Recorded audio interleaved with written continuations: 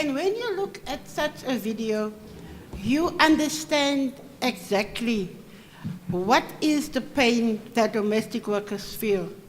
And you will understand exactly, as much as we have won Convention 189, but it will mean nothing to us unless we understand what is Convention 189. What does it mean for a domestic worker? What does it mean for our freedom? Yes, the 16th of June 2011, we celebrate victory, slaves no more. At last, we've got recognition that domestic work is decent work. But unless you and I are going to work together to free domestic workers, it won't happen in our lifetime. Now today I'm supposed to speak to you about child labor. And I'm going to focus on child labor in South Africa because that is the country where I come from. But we also need to understand that child labor continues to pose a challenge for many countries because child labor actually starts sometimes in our own homes. Sometimes a child is made to work early in the morning before she goes to school. Coming from school, she's again do the housework. She's supposed to look after the small little children, and we're supposed to call that unpaid domestic work. Then, of course, we also have the child labor where many families, that the child live with families, and the families will often say, look, the domestic worker, she's my child, she's my sister's child, she's working for me, I'm going to send her to school. Yet that poor child is supposed to first clean the house and do everything before she goes to school. And that very family member then want to claim that she's part of the family. Now, part of the family is something that makes me very angry. Because how can I be part of your family if your children is relaxing and I'm supposed to be your cousin or your niece, but I need to do the work? So I cannot be part of your family unless they are going to help me with the work. So that is also a part of child labor or child domestic work. Now, South Africa has an estimated 13.4 million or more children between the ages of 5 and 17 years. And as we know, we've got a rainbow nation in South Africa. We've got the African of 81%, the colored of 9%, followed by white and Indians. 49% of those children live in the rural areas. So when I speak about the rural areas, I mean that many of these young children have to come to the towns to work and provide the income to help their family. 30% of these children live with their parents, 28% of them live only with their mother, and 20% live with their grandparents. And child labor can be found throughout. The grandparents is the children or the child of domestic workers. And many of us that have been domestic workers before, we always say to ourselves, I never want my child to be a domestic worker.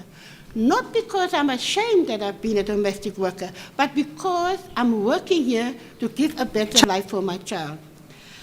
So the social conditions are often that still children often leave school early due to poverty and have to work to add to the family income. Poverty and adverse living conditions with no running water and electricity give rise to children to contribute to forced manual labor at home. In the year 1999, the ILO adopted a convention. We all know about this convention, but it still has to become a reality for children. And this is what we also need to work at. Domestic child labor, there's a clause that says in our constitution, all children have the right to food, shelter, basic health care, social security, to be protected from neglect. We also have children have the right to be protected from exploiting labor practices. Children, and this is very important, children have the right to schooling. Children have the right to attend school. In the year 2012, our Minister of Labor said that thousands of children are still used for child labor, but South Africa is working on it. On farms in South Africa, children are often forced into domestic work on farms as their parents are already working on the farms, and there's no other alternative for them. Many children leave the farms to go and work in the cities. They are recruited by agencies and exploited by both the agency as well as the employers, who fails to abide by the labor laws of the country. Often and sadly, these children have no way other than to accept those conditions. Many of those children leave home to provide their sisters or brothers and their parents who are often unemployed. That's a reality in South Africa. Now in SADSAWU, we are a union for domestic workers. In South Africa, we have more than 600 such agencies that fetch young children from farms to bring them to the cities to work. These young children often work for 3 to 4 months before they earn any salary.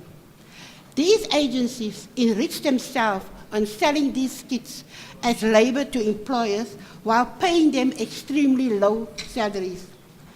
One of the worst things that we experience is that these kids are so grateful for anything they can earn and are so willing to work.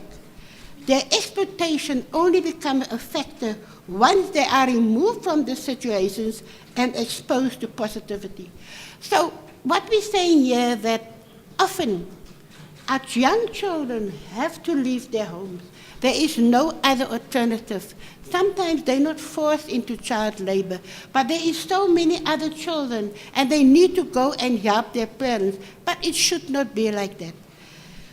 We want to say to you that traveling the world and getting exposed to so many child labor, and coming from South Africa, where we had the most fantastic labor laws.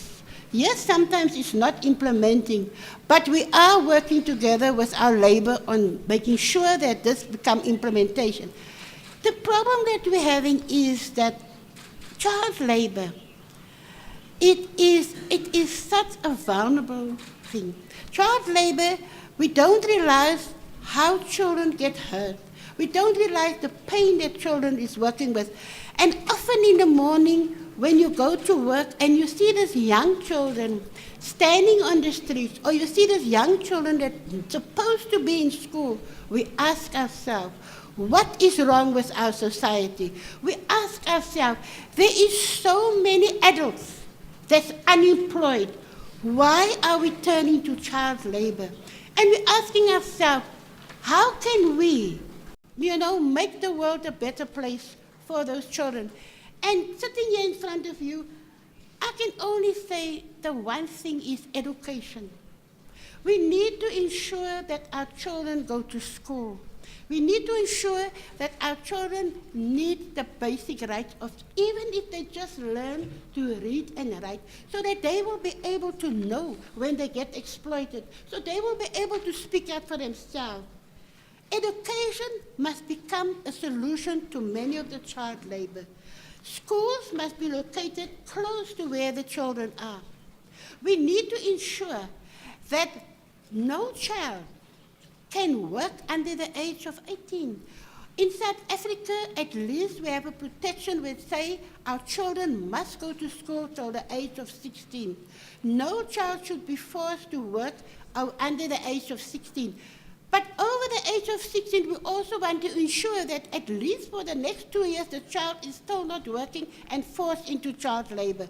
So what we're saying, children must get education and ensure that our children go to school at least the 15th and 16th year, they will still be able to. So we said that education should be free and compulsory until the legal age of the child that she should leave the school. Parents should make sure that their children are at school. That can only happen if our governments become very positive about creating employment for the parents.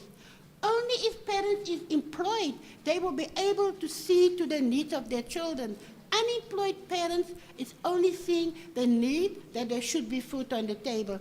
And whether it's sometimes to the expense of forcing my own child to go and work, that is the only way out. We also need to make sure that we impose the labor laws in our countries. It is not only up to our governments. It's not only up to the higher up. It is up to us as citizens of the country, it is up to us as parents. We need to work. We cannot expect the governments to do miracles. We cannot expect the ILO to do. But if we, your child is my child, and we ensure that that works. You know, there's so many slogans to say, my child is your child, free the children, better. But what are we really doing?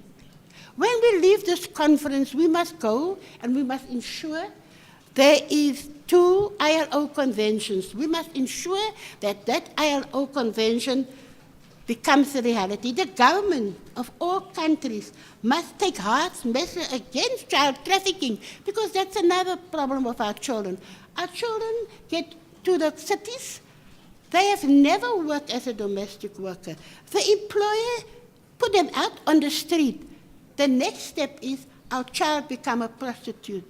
She didn't want to go to the street, but there was no way out for her. Or the child is locked up. When she escaped eventually, she has no passport, she has no document. Where does she end up? Whose fault is that? Society. We owe it to our children to keep them safe. We need to find ways to guarantee that human rights and respect of children and people. So our duty here is to ensure that compliances take place, that governments act, and that all of us have a role to play in our countries. All of us have to ensure, not to say your child is your child, but to say, government, we have enough now. We don't need paperwork anymore. We need implementation.